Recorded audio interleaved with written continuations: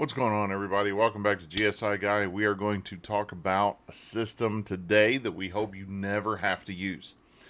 We're going to talk about the fuel jettison system on the 767. Now, if you're unfamiliar with that, good. If you're familiar with it, then hopefully it's just been because you've been paying attention to instructors or you've read it in your manual. This is not something that you necessarily want to use on a regular basis. So, what is the fuel jettison system and what does it do? Fuel jettison system is easy. It's made up of two nozzles, two valves, two pumps, and the pumps are located in the center fuel tank. That's the easy part. Why you use it is not necessarily the easy part, because there's a few things that could happen that would cause that, right? So let's think about you're getting ready to do a long haul flight. You've got cargo, you've got whatever, you got a lot of passengers, whatever you're flying, right? So let's take a look at this is a generic 76300 FCOM. And by generic, I mean it doesn't have any company related stuff in it. It's strictly what comes from Boeing. And we look at our weight limitations. Now, weight limitations can change depending on the aircraft that you have, depending on who built it, depending on what model, series, all that other kind of stuff. We're going to go with the basic numbers that Boeing comes out with. And that's 413 for a taxi weight, 412 for a takeoff weight. Pounds, 412,000 pounds. Okay, I'm in the U.S., don't deal with kilos. Sorry. Not unless I have to.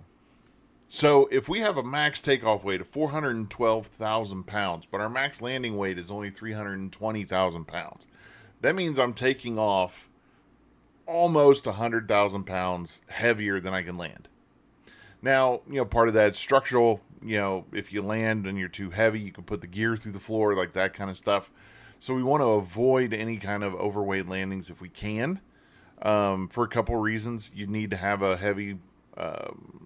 an overweight landing inspection done if you land over that max landing weight. And that has to be done by a particular person, cause you to be stuck, and it's all things you don't want to do, right? So, looking at this, we've got a lot of cargo on board, or we've got a lot of passengers on board with a lot of baggage, and now all of a sudden we're going to be close to our max takeoff weight of 412. And then we take off. And then as we take off and we're getting up to our cruising altitude, we're like, oh God, we need to go back. We need to return to the airport for whatever reason, whether it's mechanical, maybe it's a medical emergency, maybe it's weather, maybe it's whatever the case might be that causes you to have to go back to the field. There's going to be a couple things you can do. You can sit and you can burn holes in the sky for hours trying to burn that fuel off. But let's do some math here, right? This airplane burns roughly 10,000 pounds to 20,000 pounds an hour, depending on the fuel settings, right? That's a long time that you're going to have to be burning holes in the sky to be able to get down to your 320,000 landing weight. So there is a system that was installed called the fuel jettison system. Now, that fuel jettison system is located right here. It's going to be on top of your overhead panel for most places. There are some... It could be really anywhere on the overhead panel, but on this particular one, it's at the very top of it. And again, I said it was a simple system. It's got two nozzles, it has two pumps, and it's got an off and on switch. There's a light located here. That light's a valve light, and we all know what valve lights are in the 7.6 by now. If you've watched any of my videos before, it's a disagreement light telling me that something is in the incorrect position, right? So as we look through here, we're going to say, okay, I've got to lose some weight. I've got to drop, however much fuel before I can get down to my landing weight. So not all aircraft are equipped with this jettison system. So there are some airplanes you're either going to have to land overweight or you're going to have to burn holes in the sky. That's the only way you can do it. But this particular airplane has a fuel jettison system. So what I'm going to do is I'm going to try and show you how it works. Granted, I've got the airplane sitting on the end of the runway, so it's not going to be 100% realistic, and not that it's 100% realistic even when it's in flight, because it doesn't show the fuel actually coming out of the nozzle. But it will show some other stuff that goes along with it. Now, you might be asking, it's like, well, if burning holes in the sky is going to take too long, how long is it going to take for the fuel jettison system to get the fuel off? Well, it's going to depend on your fuel jettison system. So there are two types of fuel jettisons. We've got a high flow and a low flow. I'll be honest, I don't know the difference between the two. I don't know a way to know the difference between the two. If somebody does, please let me know in the comments, because I just don't. But on average, we're talking 2,000 to 3,000 pounds per minute, roughly. I mean, I think it's 2,600 pounds is the number. But, you know, pump age and you know, things like that can cause it to either go faster, less, and slower. You know, just depending on how it goes. But you can assume somewhere between 2,000 to 3,000 pounds per hour. All right. This is something that you have to do at an altitude. And what I mean by an altitude, I don't mean at 100 feet. I don't mean at 400 feet. I don't mean at 1,000 feet. I mean, you got to be a little bit higher. Typically, they like to see you above 5,000 feet, because that allows the fuel time to atomize before it gets to the ground. That way you're not dumping fuel on children or on, you know, people in the middle of the street. Now, it should be noted, this is a rare operation, right? We don't do this on a regular basis. So, you know, there are people that will probably never touch these switches, will never look at these switches, and will never know what they do. And that's great. But if you are in a situation where you have to do fuel dumping, there are some things to consider. Where, again, you have to be at altitude. You got to have some altitude underneath you to let that fuel vaporize. You got to notify ATC. You got to let them know that you're doing it. That way they can try and get you into a safe dumping area somewhere, either over water, over unpopulated land, something like that, to where it's not going to affect anything. The unfortunate thing is there's not really a fuel remaining thing, so you can't put in how much fuel you want to dump and have it stop when it gets to that number. You have to monitor it. You have to monitor it. Now, it only dumps out of the center tank, so if you don't have fuel in the center tank, it's not going to do you any good. Now, the good thing is if you don't have fuel in the center tank, you're probably going to be light enough to land, or at least close. But that's the jettison system in a nutshell. So let me kind of show you here in the actual airplane. So here we've got some guarded switches, thankfully, because we don't want to accidentally hit these switches, right? And then I've got my on-off switch. Now I have this paused because it's loud and I can't seem to get the sound to go away on it. It's really annoying. So when I unpause it, I'm going to show you how the lights come on and how it acts. So let's unpause it. I apologize, it does get a little bit louder. We're going to turn the system on.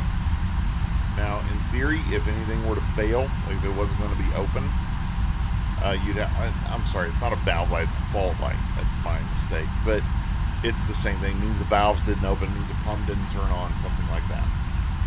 Alright, so currently I am sitting with 6,100 pounds in the center tank. Okay? So now I'm going to come up here and I'm going to fuel dump. So the valve lights come on to let me know those valves are opening. Now that they're extinguished, tells me the valves are open. So now in theory, I'm blowing fuel out of the wings. Okay? And then we can come down here and we can kind of look at our center tank. Now notice my center tank pumps aren't on. Which, in theory, that wouldn't really affect anything. I'm going to go ahead and turn them on just to get rid of the fuel config light there. But as this starts blowing fuel out of the wing, this will start to count down. Now remember, if it's 2,000 to 3,000 pounds per minute and you are just turning it on and going, it can burn through some fuel pretty fast. Now it may or may not do it here because I'm sitting on the ground and it's not really in an actual situation. But this number would start counting down. Oh, there it goes. So let's take a look at the outside. I'm going to get free camera, and I'm going to pause it again just to get rid of the sound. So with a free camera, I got to figure out, oh, look at that beautiful paint job. Look at that.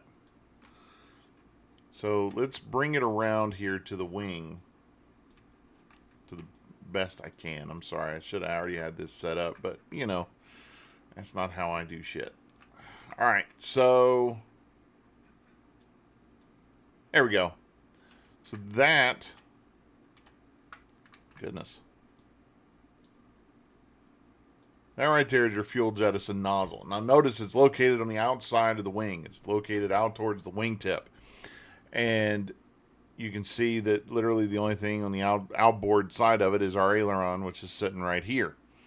So it is in between your flaps and your aileron is where you are going to be dumping fuel. Now, if we were in flight and this was dumping fuel, this would be having a white stream of fuel going out behind it, right? So in this case, sure, we can call those chemtrails because that's fuel, right? Sure, that's as close as you're going to get to an admission of there being chemtrails off an airplane from me. So looking at this, it's not very big, but this is something you have to remember to do on your walk around as well. When you're doing a walk around on an airplane that has a fuel jettison system, you have to make sure that you're looking in there, making sure there's no birds trying to make a nest, making sure there's not blocked for any reason, that there's nothing covering it, whatever it might be. Because if you need the system, you need that thing to be clear, because you need the fuel to be able to exit out through there. Okay, so this is something you may never see as a passenger. It's something you may never see as a pilot. It's something you may never see in the 7.6 period. And that would be great. However, this can be critical to safety if you need to get fuel off of the airplane to be able to land the aircraft safely. Or, and I say this for my experience as a KC-135 guy. Again, I was a boom operator on a KC-135. We took off with some really heavy fuel loads. We could carry up to 202,000 pounds, roughly. We never took off with anything over 180 because, well, the airplane was really old.